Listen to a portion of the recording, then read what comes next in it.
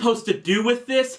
How do I possibly go back to something that I've already made clear how bad it was and has since continued to take on water but just refuses to go under and be done with it? So for any newer viewers that may not be aware, 4 years ago I debuted the TV Trash Summer Spectacular with a month of reviews dedicated to showing how Family Guy over the years degraded from an edgy yet entertaining guilty pleasure to one of the worst examples of how to do an animated show for adults so horribly wrong. Remember, this was before the likes of Alan Gregory, Brickleberry, and Mr. Pickles had even debuted, and at the time I thought the show couldn't possibly sink any lower than Road to the Multiverse, Family Gay, and Not All Dogs Go to Heaven. Nope!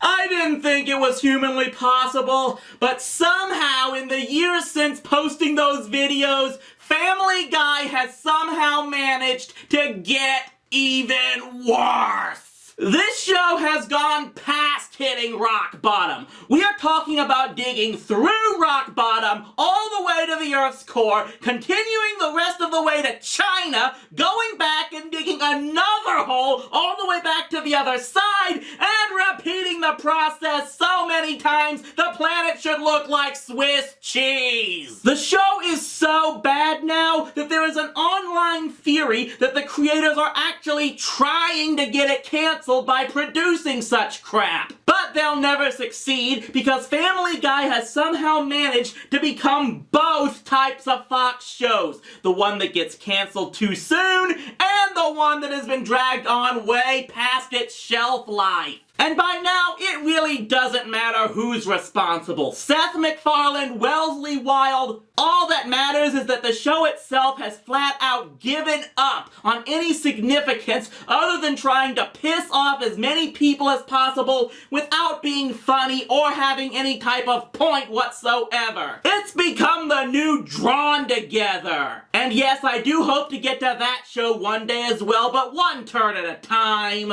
So yeah, I've definitely gotten requests to review more episodes of Family Guy because apparently my rowdy riffs of the show aren't enough to satisfy people. When was the last time you did one of those anyway? Shut up! So I'm gonna try to get this all out at once and look over what I believe to be the most infamous episodes of the show since my previous reviews, and maybe we can finally put Family Guy to rest. So we might as well get started with the Simpsons Guy. And here's where you're probably going to get a bit of a shocker from me, because to be perfectly honest, I didn't find this episode as bad as a lot of other people did. If nothing else, it's exactly what we all should have expected it to be. Does it come off as glorified fan fiction at times?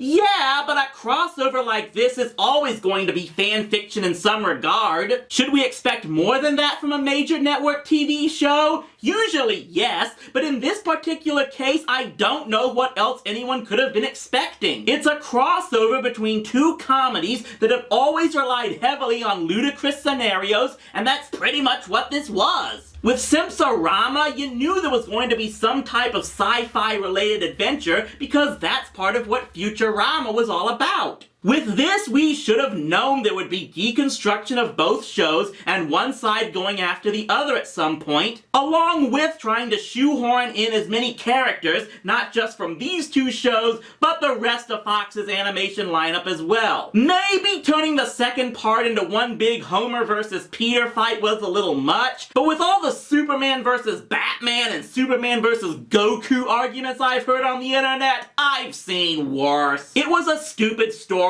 but a crossover between Family Guy and The Simpsons was always going to be stupid. And I'm not going to rip on Family Guy just for being stupid, because stupid can still be entertaining at times. There have been a lot more cases where they've been worse than just stupid, like much of what else I'm going to be talking about here. For further example, do you want to know how bad Family Guy has become? Fresh Air can't make my list of worst episodes. Let me refresh your memory on that story. Chris teaches his grandfather how to masturbate, which leads to a bonding experience that ends with said grandfather declaring he'll leave his entire fortune to Chris. Because of that, Peter tries to con Chris into marrying him so that he can get the fortune as well. That whacked out beyond belief plot is pretty much standard for Family Guy. I can't realistically say it's significantly worse than a lot of other stuff they've done. I can't say the same for Quagmire and Meg, where Quagmire tries to take advantage of Meg turning 18 to try and score her. And no, there's nothing romantic about it at all. He just sees her as another notch in his belt. Which is really infuriating because it essentially negates the one time in the show's history that showed Quagmire might actually have a small bit of human decency in him. In Barely Legal, when he tells Meg she doesn't need to grow up so fast and gives her a copy of The Missing Piece. A story like this could have been so much more. It could have shown Meg being willing to give herself up to Quagmire just despite her parents for all they've done to her. Or revealed that Quagmire actually does have feelings for Meg, showing that he sees something beyond the supposedly unattractive shell the show claims her to have. But no, it's just Glenn wants to boink her because she's available since he's a sex addict. He slowly tries to seduce her, and Peter now all of a sudden becomes an overprotective father that needs to stop it from happening. And even the climax itself is pretty much uneventful, like the writers really couldn't think of anything good. It's one of the worst cases of wasted potential I've seen in a Family Guy episode, and not many get the chance to have such potential to begin with. Okay, everything else I'm gonna be talking about here is gonna be really difficult because all the remaining episodes on this list are ones that Mr. Enter already reviewed, so I don't know how well I'm going to come off without sounding like I'm just regurgitating his own rants. But here we go. Herpy the Love Sore. This one is infamous for having not one, but two horrible stories. The secondary plot involves Peter and friends seeing their favorite booth at the Drunken Clam commandeered by a bunch of tough guys. There's a whole bit where everyone in town makes fun of them because they're too scared to fight them for their booth. So they finally get the nerve to confront them, and after a fight that's nowhere near as entertaining as the chicken fight, it's revealed the bullies are actually soldiers being deployed to Afghanistan, and thus the town now turns on Peter and friends for having fought them. Because I think it had only been 3 months since the show last insulted the US military, so they were falling so far behind. But again, that was just the B plot of the episode. The main story is where Stewie decides to become blood brothers with Brian after seeing it done in a Western, and Brian agrees to go along with it with little disagreement. Which hits a little snag when Stewie discovers the next day that he got herpes from Brian. Wait, I didn't mean a little snag. I meant a what the hell were you thinking coming up with this plot, you disgusting manatee snag! And yes, the fact that Brian gave Stewie an incurable disease is just briefly mentioned and then just brushed away because that's not the issue of the story. It's all about how Stewie and Chris, yeah, Brian gave him herpes as well, try to get back at him just for lying and not telling them he had them, rather than the fact that he ruined their health and lives forever! And the only reason we're ever given as to why Brian didn't tell them beforehand is that he was embarrassed about herpes. Yeah, Brian, well, I'm embarrassed to sound like a New Englander with a head cold, and I still do this show, and people can just shut it off. They're not gonna get a potential disease from watching it. So yeah, this was supposed to be a story about trust and what happens when a close friend breaks that trust. Which is not a bad idea, except that the manatees are apparently so sick and twisted, they thought using the premise of someone giving a friend herpes without warning would be a good way to show that. And yes, everything is supposed to be all hunky-dory in the end because Brian apologizes for lying and again claims Stewie's permanent illness isn't as bad as people make it out to be. I'm sure everyone infected with herpes loved to hear that. It's really bad when South Park did an episode about giving people herpes and did it better and funnier! And no, I'm not going to show the herpes scenes for you because I care about my viewers, and I'm assuming at least some of you ate recently before watching this. Because I'm pretty much sure that's the one main reason they came up with this episode. To animate a bunch of herpes because sickening our audience is funny! If I thought that was true, I'd do my reviews topless! Because about the only thing I can think of that's more disgusting to see than this would be my own pasty white fat gut and man boobs! Yeah, I'm already sick to my stomach and we've still got 2 more to go. Which brings us to Seahorse Seashell Party. This is the episode that pretty much set in stone that the Family Guy staff is completely unwilling to do what its viewers really want, and makes me hope none of them have daughters, because I would cry myself to sleep at night thinking about how they would treat said girls. The whole story revolves around the family being trapped in the house during a storm, and naturally a lot of what they talk about gets around to Lois and Peter belittling Meg because that's the de facto plot element they always go back to when they don't want to think of anything new. And then Meg finally snaps and calls out every single member of the family for the crap they've caused in the past. Kind of like when Ned Flanders had a breakdown, only not as funny. Still, it's everything so many viewers wanted to hear from her, what they wanted Peter and Lois to be told for oh so long. And what happens next? Meg actually begins to think she was in the wrong for saying so,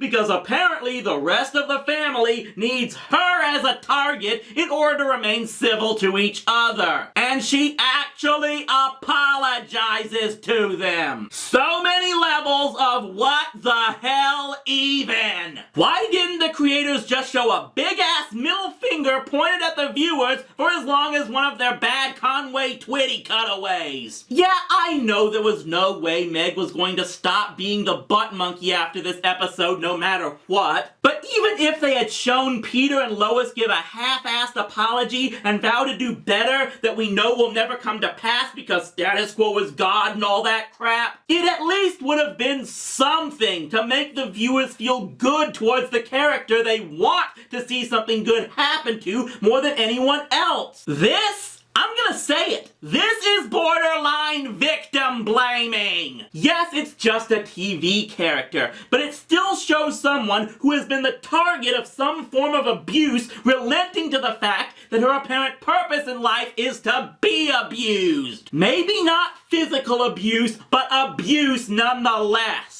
If this was supposed to be a heartwarming episode about Meg and her family coming to terms with one another, it is failure of the highest regard. But the saddest part is, this still isn't Family Guy's worst episode. It's not even the worst episode in dealing with an abused character. For that, we have to go to the absolute hellhole that is Screams in Silence. I cannot think of a more deplorable story ever told. I don't know if I can even hate Family Guy for doing this. The only thing I can feel is sad upon realizing they actually thought this was a good idea. The episode starts with Quagmire trying autoerotic asphyxiation. And while that could have been used as a launching point for a story where he has to deal with his own sexual issues, no, that's never brought up again as we get to the real story. His sister Brenda and her abusive boyfriend Jeff. The rest of the episode through the second act is practically dedicated to getting every single thing about domestic abuse absolutely wrong. Jeff never hides being an angry, abusive monster of a living creature. Brenda says she enjoys getting hit by Jeff rather than denying it. Joe says he can't arrest Jeff without an official complaint from Brenda, despite him seeing Jeff commit such an act right in front of his face. In real life, the horror of domestic abuse is that those that commit such acts usually put on a facade that makes them look charming and affable to everyone other than their victim. And they only commit such atrocities when no one else can see it. This is why the Desperate Housewives episode I reviewed beforehand came off as so believable. Here, everyone knows that Jeff is abusive, they see that he is abusive, and yet they act like they can't do anything to stop him. The best part of the episode is Quagmire's speech to Brenda, because it looks like it is trying to send the message that domestic abuse affects more than just the direct victim. It affects everyone around the victim as well. But they still screw this up because 1, Quagmire comes off as way too selfish in delivering the speech, and 2, Brenda completely blows it off by immediately afterwards saying she and Jeff are getting married.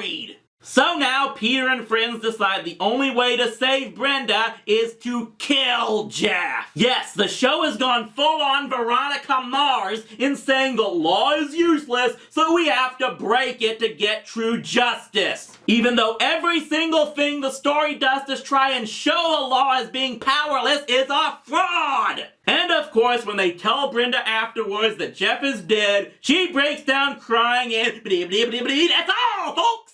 And no, so far I don't think Brenda has appeared on the show since, so there is never any damn closure on the issue. It is possible for shows primarily based in comedy to do a special episode that tackles a serious real-world issue. But Family Guy has proven time and time again that it cannot handle such issues because it keeps getting all the facts wrong about said issues. At this point, it looks like the show is actually ridiculing these issues by making episodes that no one can take seriously while making it look like they're supposed to be taken seriously, and that's supposed to be the joke. And therein lies the biggest tragedy of all regarding Family Guy, that the creators just don't get it. It's why the theory that they are intentionally trying to suck to get the show killed is so prevalent, and why so many people on the internet are begging, pleading with Fox to grant them that wish. I'm not even sure if it's worth getting angry at Family Guy anymore. At this point, all you can really feel is depressed as to just how far things have sunk, and yet it's just going to keep sinking lower without ending. I feel like I could beat Family Guy to death like Peter would do to the giant chicken, and yet every time, just like that chicken, it's just going to keep coming back. But at least I know one thing. I know I'm not alone in this department, and I'm not just talking about Family Guy, because there's another group of fans of another show that can only watch in horror as it continues to rot and decay with no signs of it either getting better or being put out of its misery. And that's what we're gonna be looking at next. Oh yes, people. Next week, Request Month concludes as we finally take a look at the one show I never thought I'd do.